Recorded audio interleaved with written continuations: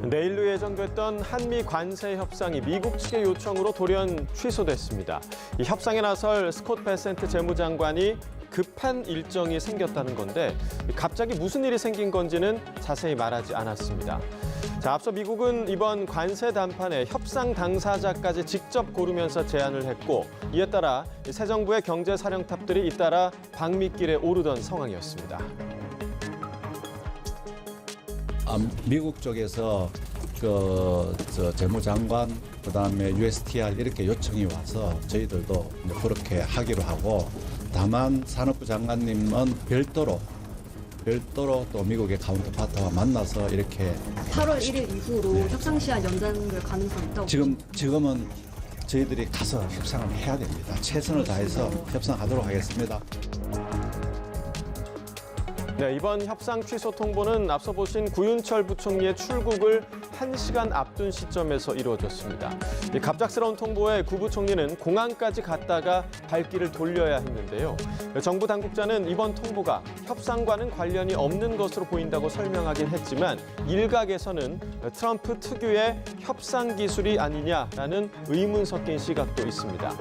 트럼프 대통령은 아직 협상을 마치지 못한 나라들을 겨냥해서 노골적인 압박을 가하는 상황인데요. 들어보겠습니다.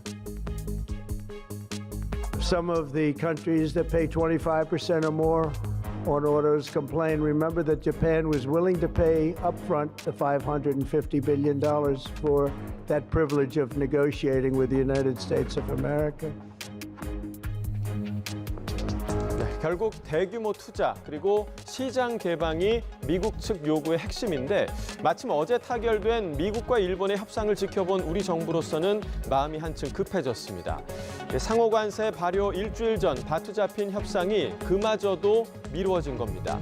미국은 조속한 시일 안에 협상을 개최하자고 했지만 날짜는 아직 미정인데요. 얼마가 될지 모를 남은 시간, 협상 전략도 한층 더 치밀하게 짜야 할 것으로 보입니다. 네, 한미 관세 협상 연기 배경부터 향후 전망까지 이번엔 민정훈 국립외교원 미주연구부 교수 연결해 들어봅니다.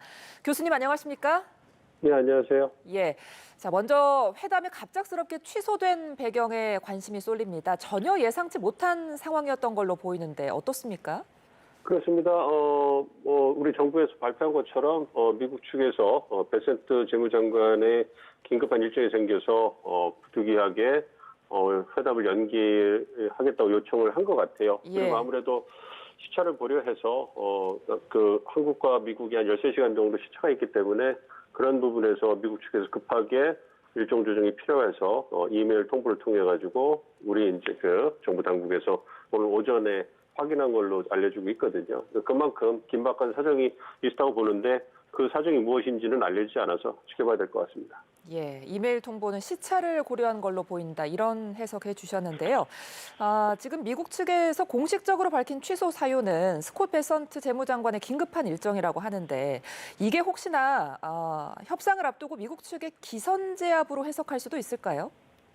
그렇지는 않을 거라고 보고 있어요. 왜냐하면 만약에 2+2 회의가 유일한 고위급 회담이었다면 그렇다면 기선제압의 목적이 있지 않냐 이렇게도 추정을 해볼 수 있을 텐데요. 잘 아시는 것처럼 우리 관계 당국 부처 장관들께서 많이 가 계시기 때문에 이번에 2+2 개최되지 않았다고 해서 미국과 미국 간의 고위급 회담이 열리지 않는 게 아니거든요. 특히 이제 여한구 통상교섭 본부장 같은 경우는 주기적으로 협상을 하고 지금 워싱턴에 계시기 때문에 활발하게 협상이 진행될 거라고 보고 있습니다. 그렇기 때문에 기선제압의 목표보다는 아무래도 미국 측의 얘기처럼 긴박한 일정이 사정이 생겨가지고 부득이하게 연기한 것이 아닌가 이렇게 보고 있습니다.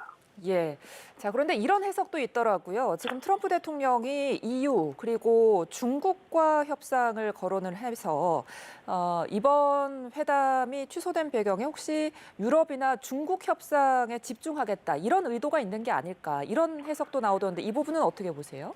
다양한 해석이 가능을 하겠습니다만 일본과 더불어 한국은 아시아 국가들 중에 있어서 주요 미국과의 통상 대상국이거든요. 그렇기 예. 때문에 잘 아시는 것처럼 중국 이외에 5개 우방국을 우선 협상국으로 설정을 했잖아요, 미국이. 예. 그래서 한국, 일본, 호주, 인도, 영국을 설정을 했기 때문에 어떻게 본다면 중국을 제외하고는 한국과 일본, 그러니까 나머지 호주, 인도, 영국의 교역 국면을 본다면 아무래도 한국과 일본의 어떤 협상 결과를 빨리 이제 마무리해서 어떤 자신들의 어떤 협상의 성과로 내보고 싶은 게 트럼프 대통령 행정부의 어떤 가장 큰 목적이 아닌가 싶어요. 그렇기 예. 때문에 물론 대중국 협상이 가장 중요한 협상의 목표가 되긴 하겠습니다만 그럼에도 불구하고 일본과 더불어서 한국으로부터 어떤 국내 정치적으로 홍보할 수 있는 가시적인 성과를 내는 것은 트럼프 대통령 행정부 입장에서도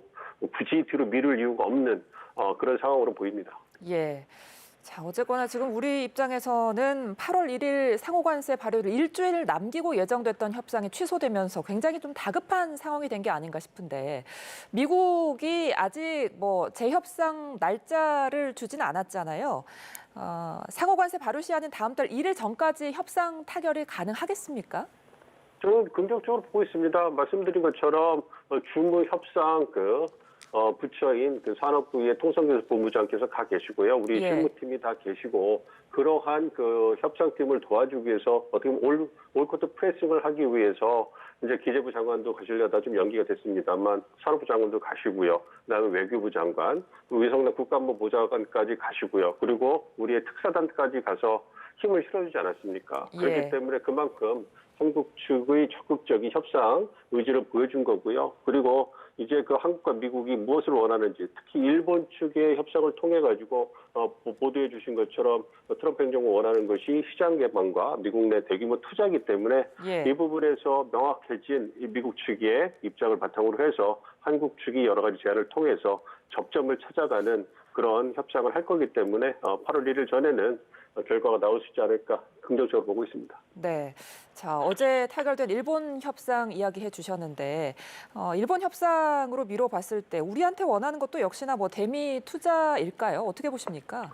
그렇습니다. 제가 파악했을 때는 3가지 정도가 트럼프 행정부가 원하는 거라고 생각을 했어요. 관세를 예. 이용해서 무역 상대국을 압박하는 데 있어서 첫 번째가 무역수지 적자를 감소하는 거죠. 그래서 에너지 수입을 증대한다든가 이런 걸 통해서 가시적으로 한국이 미국에 대해 갖고 있는 흑자를 줄이는 노력, 이게 필요할 거라고 생각했고요. 두 번째가 말씀해 주신 것처럼 한국의 시장을 개방하는 거죠. 그걸 해서 비관세 장벽을 낮춘다든지 규제를 완화하는 이런 부분. 그래서 일본이 이번에 쌀과 자동차의 일부 개방을 한다고 결정을 하지 않았습니까? 예. 이런 부분에서 의미가 있다고 보고 트럼프 대통령이 또 최근에 시장을 개방하는 국가들에게 관세를 낮출 수 있다 이런 얘기를 명시적으로 했기 때문에 이 부분이 부각이 되는 거고요. 마지막이 이제 미국 내 투자인 거죠. 그래서 미국 내 양질의 일자를 만들기 위해서 대규모 투자를 요구하는 거고, 그래서 5,500억 달러를 일본이 투자하기로 했지 않습니까? 그래서 예. 이와 관련돼서 우리에게도 비슷한 요구를 했고, 현재 나오는 보도를 보면 우리도 1천억 달러 이상의 투자를 계획하고 있다고 얘기를 하고 있기 때문에 그러한 측면에서 양국이 원하고 대응할 수 있는 부분이 명확하게 적기 때문에 이러한 미국 연안 주문에 대해서 접점을 찾아가면 우리가 원하는 상호 관세율과 품목의 관세를 낮추는 데 성공할 수 있지 않을까 이렇게 보고 있습니다. 예.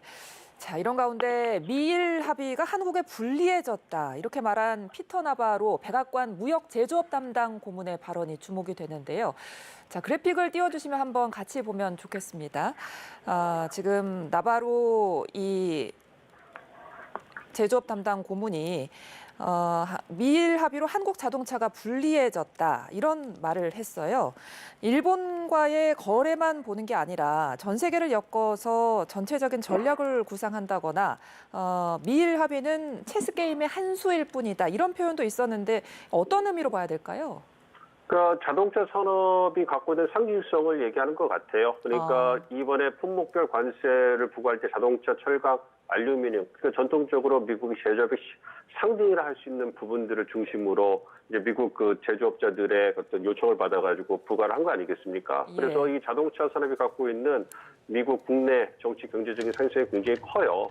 그렇기 때문에 미국 자동차 산업이 거의 이제 쇠퇴 일로에 들어갔기 때문에 그런 부분 살리기 위해서 이제 관세를 부과한 것이고, 그러한 큰 틀에서 이제 전 세계 수입하는 자동차 시장을 갖다가 조율하겠다, 이런 의도로 생각을 하고 있습니다. 어쨌든 미국의 어떤 그 수입 자동차 시장을 보면 일본의 조율이 가장 크거든요. 그렇기 때문에 일본도 5,500억 달러 같은 대규모 투자를 통해 가지고 어떤 그 상호 관세를 15%까지 실질적으로 낮추는 이러한 거래에 성공을 한 거고요. 예. 그런데 이제 우리 입장에서는 일본보다는 미국 자동차 시장에서 점유율은 낮긴 합니다만 굉장히 중요한 부분이기 때문에 그러한 부분에서 일본과 최소한 똑같이 품목 관세를 낮춰야지만 가격 경쟁력을 가질 수 있거든요. 그리고 일본과 한국이 어떤 미국 시장에서 자동차에 점유하는 그러한 품목들이 비슷하기 때문에 그러한 부분에서 얘기를 하는 거고요. 그런데 이제 일본만큼 한국이 대미 투자를 해줄 수 있느냐, 그만큼 미국의 어떤 이해를 위해서 어떤 기여를 할 수 있냐, 이런 부분에서 피터 나바로 고문이 그런 얘기를 한 것이 아닌가 생각을 하고 있고요. 예. 어쨌든 우리가 할 수 있는 면에서 충실하게 기여를 한다면 그런 부분에서 미국 측에서도 긍정적으로 검토할 거라 생각하고 있습니다. 알겠습니다. 오늘 말씀 여기까지 듣겠습니다. 지금까지 민정훈 국립외교원 미주연구부 교수와 함께했습니다. 고맙습니다. 네, 감사합니다.